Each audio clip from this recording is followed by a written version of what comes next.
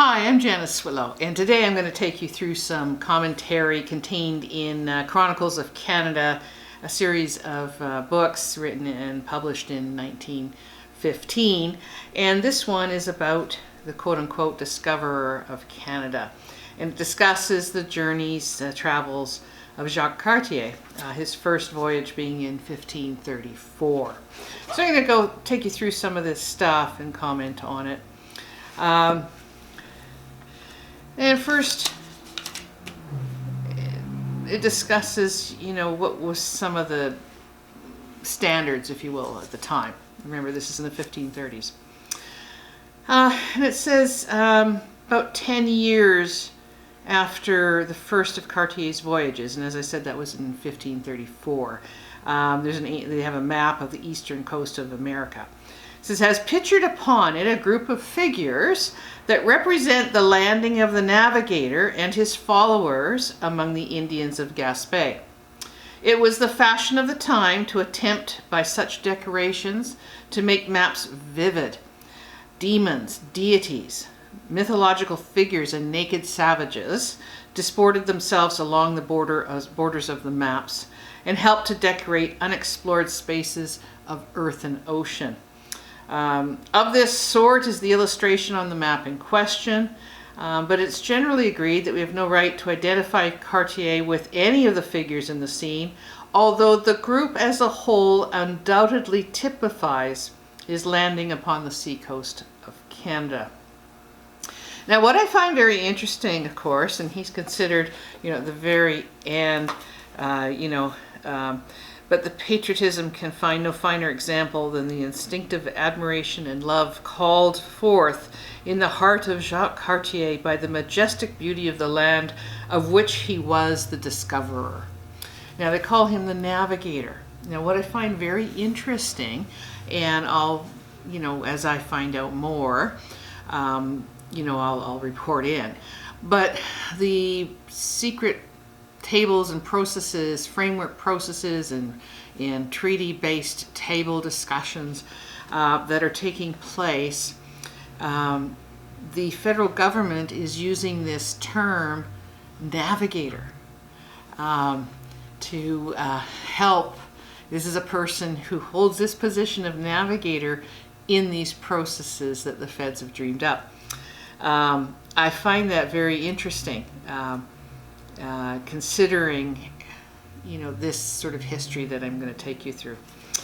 As I said, I'll do a follow-up on that as I can find more, if I can find more, because obviously I'm not at those tables. Okay, so it's talking about, the first contact, right? When his first, he's considered the first one to come into this area known as Canada. And, remember doctrine of discovery, this concept of, terra nullius, that the land was empty. It's important to understand those concepts together, empty of who are recognized to be humans. And as clearly was the case, it was very well populated at the time of his first ventures to this part of the world. And he talks about, running into, a kind of millet as big as peas, like which he'd seen in Brazil. And what I found interesting here, I actually didn't appreciate this. I knew that on these kinds of voyages, they would take people back and sometimes exhibit them, like in a zoo, right? But it says, he's talking about in a baptismal register in St. Malo, so that's back home for him, is recorded the christening in 1528 of a certain Catherine of Brazil, to whom Cartier's wife stood godmother. We may in fancy at least suppose that this forlorn little savage, and I apologize, having to hear this, but this is 1915 historical history, writing on history. That's not that long ago, okay? And this is still ripe with the terminology. With the regal title was a little girl whom the navigator, after the fashion of his day, had brought home as living evidence of the existence of the strange lands that he had seen. I didn't really, until I read this, appreciate how that was used as evidence. See, look what we found, and look what lives there. And, you know, simply taking them as you would, you know, other fauna and flora to show and illustrate what lives in that part of the world. And it talks about, as he would see the many light, quote, light boats made of bark among the island channels of the coast.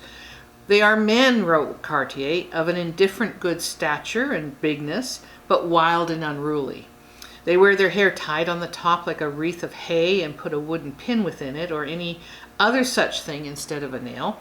And with them they bind certain birds' feathers. They're clothed with beast skins as well as the men as women, but that the women go somewhat straighter and closer in their garments than the men do, with their waists girded. They paint themselves with certain rowan colors. Their boats are made with the bark of birch trees, with which they fish and take great store of seals. And as far as we could understand since their coming, that is not their habitation, but they come from the mainland out of hotter countries to catch the said seals and other necessaries for their living. There's been much discussion as to these savages. It's been thought by some that they were a southern branch of the Eskimos, by others that they were Algonquin Indians who had wandered eastward from the St. Lawrence region. But the evidence goes to show that they belong to the lost tribe of the, quote, Red Indians of Newfoundland, the race which met its melancholy fate by deliberate and ruthless destruction at the hands of the whites. Cabot had already seen these people on his voyage to the coast and described them as painted with red ochre. 3 of them he had captured and taken to England as an exhibit.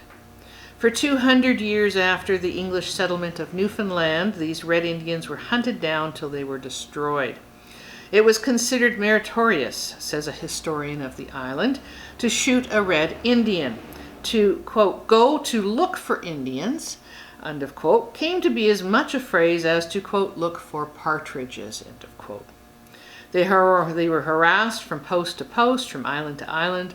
Their hunting and fishing stations were unscrupulously seized by the invading English. They were shot down without the least provocation, or captured to be exposed as curiosities to the rabble at fairs in the western towns of Christian England at 2d. apiece.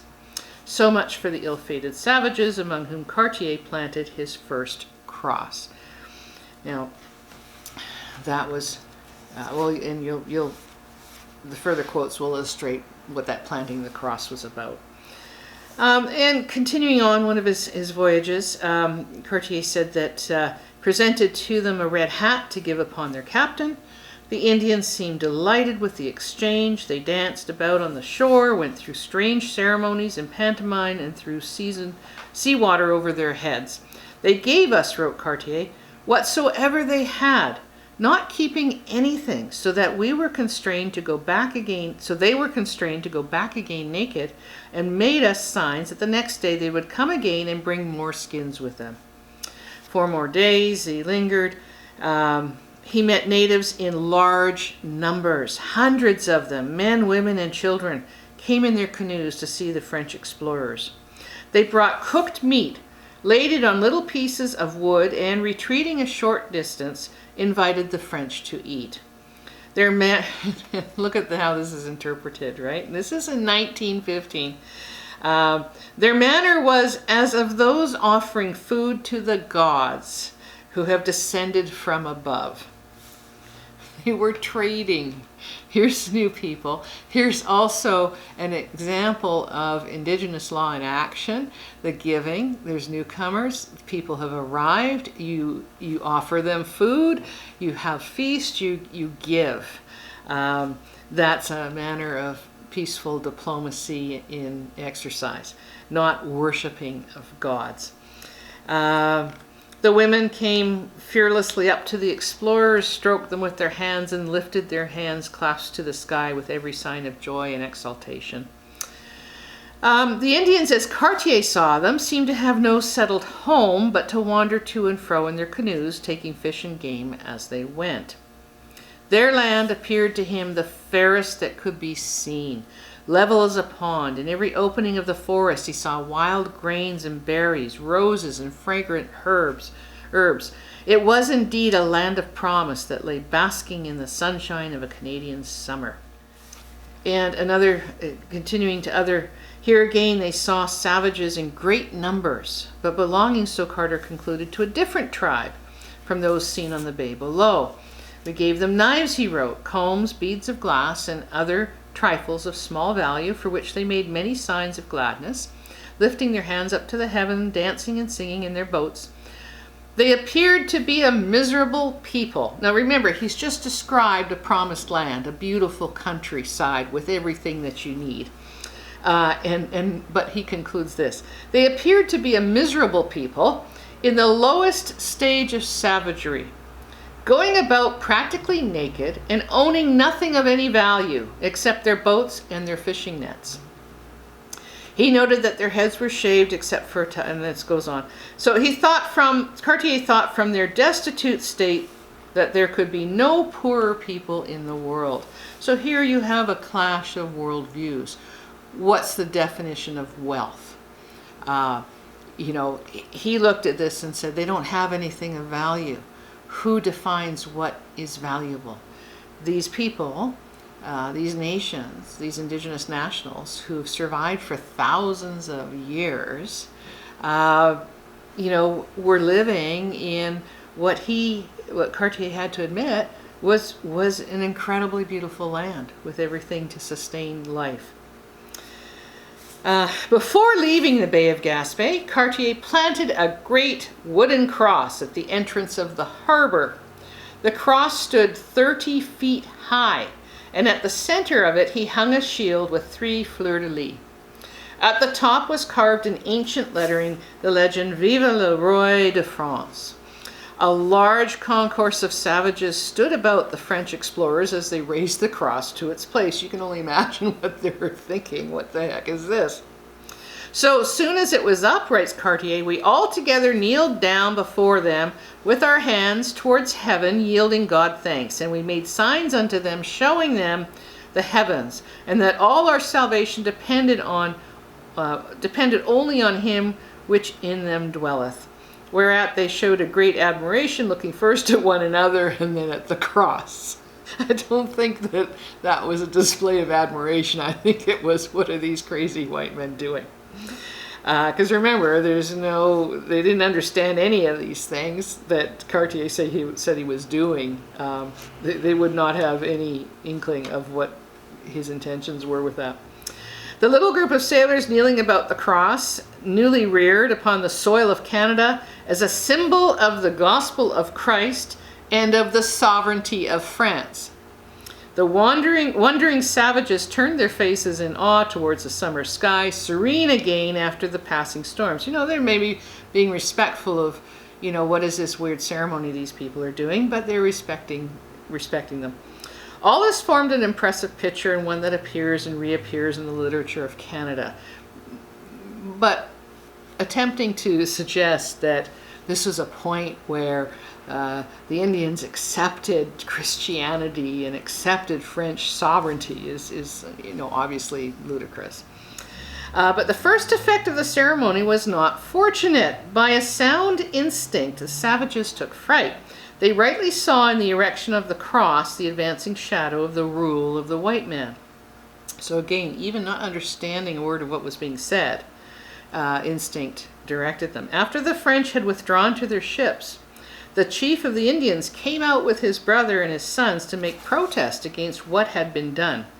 He made a long oration, which the French could not, of course, understand. Pointing shoreward to the cross and making signs, the chief gave it to be understood that the country belonged to him and his people. He and his followers were, however, easily pacified by a few gifts and with the explanation conveyed by signs that the cross was erected to mark the entrance of the bay. Well, of course, that was a lie, right? The French entertained their guests bountifully with food and drink, and having gaily decked out 2 sons of the chief in French shirts and red caps, they invited these young savages to remain on the ship and to sail with Cartier, which they did, and then eventually came back and served as guides and interpreters. Now, placating, feasting and further gifts. After the chief has made this statement, this is ours, that's not a capitulation here. This is they would be seeing that as a French understanding. Yeah, okay, I get it. This is your land. This is your country. And, we're just passing through. We just want to, when we come back, have a way to find our way easily. And so begins, if you will, the misleading that is so prevalent within relations between Canadians and Indigenous nationals. So again, when somewhere part of his travels here, the news of the arrival of the strangers spread at once through the settlement. To see the ships, canoe after canoe came floating down the river. They were filled with men and women eager to welcome their returned kinsmen. So they had gone to France and now they'd come back, and to share in the trinkets which Cartier had distributed with a liberal hand. On the next day, the chief of the tribe, the Lord of Canada, this is how, the history is reflecting that, as Cartier calls him, came and visited. The ceremonial was appropriate to his rank. 12 canoes filled with Indian warriors appeared upon the stream as they neared, and it describes how Donnacona, as it said his name was, the Lord of Canada, delivered a powerful and lengthy harangue accompanied by wondrous gesticulations of body and limb. The canoes then moved down to the side where he spoke with Cartier's guides. As these savages told him of the wonders they had seen in France, he was apparently moved to very transports of joy. Nothing would satisfy him but that Cartier should step down into the canoe, so forcing Cartier to come into his turf, his canoe, that the chief might put his arms about his neck in signs of welcome. So again, you're seeing this display of diplomacy. Cartier, unable to rival the oratory, made up for it by causing the sailors to hand down food and wine to the keen delight of the Indians. This being done, the visitors departed with every expression of goodwill. So again, a classic, description of diplomacy being engaged in.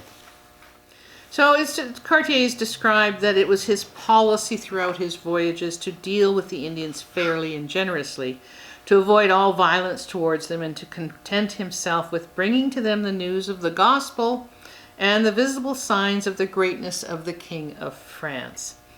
The cruelties of the Spanish conquerors of the South were foreign to his nature. The few acts of injustice with which his memory has been charged may easily be excused in the light of the circumstances of his age, but he could not have failed to realize the possibilities of a sudden and murderous onslaught on the part of savages who thus combined a greedy readiness for feasting and presents with a sullen and brooding distrust. So very quick to jump to that, fearful stance that he needs to be prepared for an onslaught. And moving forward, it talks again, here and there, the wigwams of the savages dotted the openings of the forest. So he's seeing settlements everywhere. Often the inhabitants put off from shore in canoes, bringing fish and food, and accepting, with every sign of friendship, the little presents which Cartier distributed among them. At one place, an Indian chief, quote, one of the chief lords of the country, end of quote, says Cartier, brought 2 of his children as a gift to the miraculous strangers. One of the children, he kept, and this is an interesting practice too.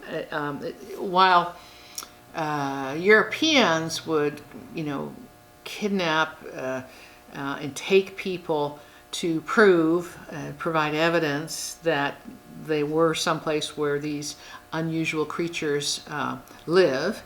It also seems to me that what was happening too is that remember, these are societies that have existed for thousands of years. It's not the first time they've encountered someone new. and they're engaging immediately in diplomacy, diplomatic abilities, able to communicate in that way, and keen to have some of their own people understand better these newcomers, these new people that are coming. So, you know, the two guides that they were voluntarily went back to France and reported back to their country to say, wow, these are the things we saw. And here, you know, a chief, and this of course is all shared, it's, you know, and so here we have, you know, a significant chief saying, here, take these two children who tend to learn language, for instance, easier than adults, right? So taking those steps to try to be in a better position to communicate and engage with these other people. So here's another, you know, owing to the diminishing numbers of his company, Cartier had decided to abandon his third ship. This was he announced a final ceremony to signalize the approaching departure, because he had stayed over, he'd lost a lot of men. On May 3, 1536, a tall cross, 35 feet high, was planted on the riverbank. Beneath the crossbar it carried the arms of France, and on the upper part a scroll in ancient lettering that read, Franciscus Primus Dia Gratia Francorum Rex Regnet, which means, freely translated, Francis I, by the grace of God, King of the French, is sovereign. But of course, you know, that mere planting of the flag, or in the case of the French, planting of the cross, appearing to do this in the name of Christianity. And I'll be covering, doing an episode later that discusses Dominion in a religious Christian context, and also Dominion in terms of the Dominion of Canada, which is still its legal name, and the implications of that. So now, as I said, so they're wrapping this up, you know, here you have this Jacques Cartier, as much perhaps as any man of his time, embodied in himself what was highest in the spirit of his age. He shows us the daring of the adventurer, with nothing of the dark cruelty by which such daring was often disfigured. He brought to his task the simple faith of the Christian, whose devout fear of God renders him fearless in the perils of sea and storm. The darkest hour of his adversity in that grim winter in Stadacona found him still undismayed. This is when he lost a lot of his men. He came to these coasts to find a pathway to the empire of the East. He found instead a country vast and beautiful beyond his dreams. The enthusiasm of it entered into his soul. Asia was forgotten before the reality of Canada. Since Cartier's day, 4 centuries of history have hallowed the soil of Canada with memories and associations never to be forgotten. But patriotism can find no finer example than the instinctive admiration and love called forth in the heart of Jacques Cartier by the majestic beauty of the land of which he was the discoverer. So I hope this illustrates that, you know, even not that long ago, 1915, a true belief that it was simply sufficient for a sovereign, a monarch, a European monarch, to plant something somewhere else and say, this is mine, on the basis, and of course with the French doing that on the basis that, you know, Christianity, Christian law, the Bible allows us to do this. Obviously, that is completely insufficient. And clearly you have sophisticated societies operating and welcoming. Here's someone new. Here's how we deal with it. Here's what we do. It strikes me that the, you know, quote unquote Indians were in control there, not Cartier. And this impression of, oh, they must see us as gods. That's not coming from the Indigenous nationals. That's coming from a white perspective, that we are so far more developed than these savages. That's the term they use. We're so far more developed that they must see us as gods. Well, you know, if you were to discuss with Indigenous nationals what their impressions were of these people coming over, you get a completely different perspective. And it's too bad that there isn't a lot more of that actually shared. But clearly, when you have highly sophisticated networks of trade, which was always happening for thousands of years here, those, most of the main highways were built on Indian paths, on Indian trails.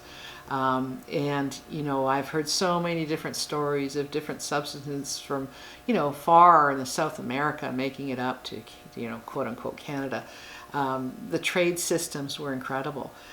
So when these people from Europe, these navigators, these discoverers came, they discovered a fully functioning, operating, beautiful country, but it wasn't theirs, and it wasn't theirs for the taking.